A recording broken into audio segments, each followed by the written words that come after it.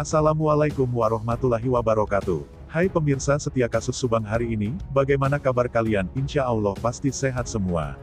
Sebelum kita ke pokok pembahasan, kami sangat bersyukur ya kepada kalian yang telah mengklik video ini, yang artinya, kami yakin kalau kalian masih penasaran terkait siapa pelaku pembunuhan ibu dan anak di Subang, dan kalau begitu mari kita kawal sama-sama kasus pembunuhan Subang ini sampai terungkap.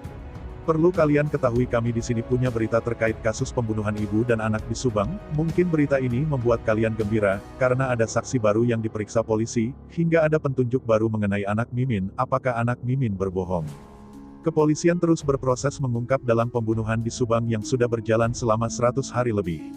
Sejumlah saksi kembali diperiksa, bahkan sejumlah nama yang sebelumnya tak mencuat di publik. Meski kini kasus terbunuhnya Tuti Suhartini dan Amalia Mustika Ratu ditangani oleh Polda Jabar, pemeriksaan untuk beberapa saksi dilakukan di Polres Subang. Terbaru, sebanyak 4 saksi kasus pembunuhan ibu dan anak di Subang diperiksa di Polres Subang, Selasa tanggal 30 November tahun 2021. Lantas, apakah keterangan dari para saksi segera bisa menguak pelaku pembunuhan ibu dan anak di Subang yang terjadi pada tanggal 18 Agustus tahun 2021 itu? Kabid Humas Polda Jabar, Kombes Pol R.D.A. Caniago menjelaskan alasan beberapa saksi diperiksa di Polres Subang meski kini kasus Subang sudah ditarik ke Polda Jabar.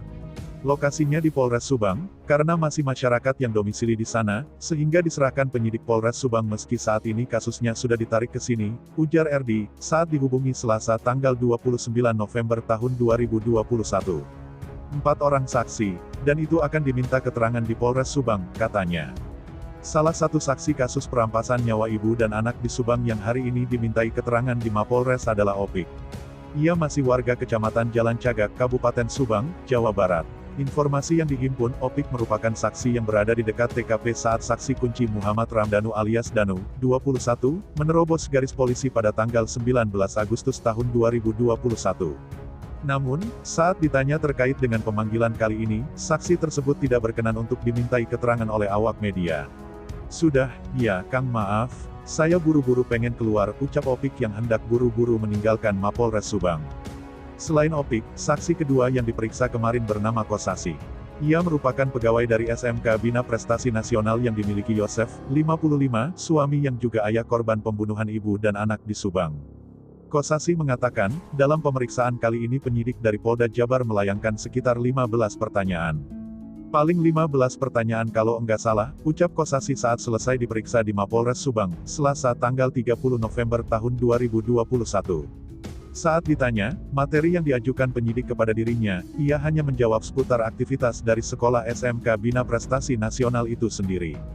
Kalau saya cuman ditanya terkait aktivitas di sekolah aja, enggak ada pertanyaan lain, katanya. Lebih jelasnya mungkin langsung ke polisi aja, maaf, ujarnya. Sementara 2 saksi lain yang diperiksa polisi belum diketahui identitasnya. Anak tiri Yosef jalani pemeriksaan. Sebelumnya, Arigi anak pertama Mimin Mintarsi sekaligus anak tiri Yosef kembali dipanggil pihak kepolisian untuk dimintai keterangan di Satreskrim Polres Subang, Senin tanggal 29 November tahun 2021. Dalam pemeriksaan kali ini, Arigi mendapat 2 pertanyaan tambahan dari pihak kepolisian. Kedua pertanyaan tersebut yakni, ditanyakan perihal ayah tirinya yang memarkirkan motor di mana saat berkunjung ke rumahnya. Polisi juga menanyakan aktivitas dari Yosef saat berada di rumah ibunya. Kalau pertanyaan tambahan ada 2, yang pertama ditanya itu terkait Pak Yosef parkir Honda Scoopy yang warna merah itu kan di dalam rumah, sama ditanya Pak Yosef kalau di rumah ngapain aja, ucap Arigi kepada wartawan, Senin tanggal 29 November tahun 2021. Menurut Arigi, pihak penyidik juga mempertanyakan terkait keberadaannya saat sebelum terjadinya kasus perampasan nyawa ibu dan anak di Subang. Ia pun secara tegas menjawab sedang bekerja di wilayah Kiara Pedas, Kabupaten Purwakarta. Ya saya memang setiap hari di tempat kerja bagian toko, cuma itu saja, sih, katanya.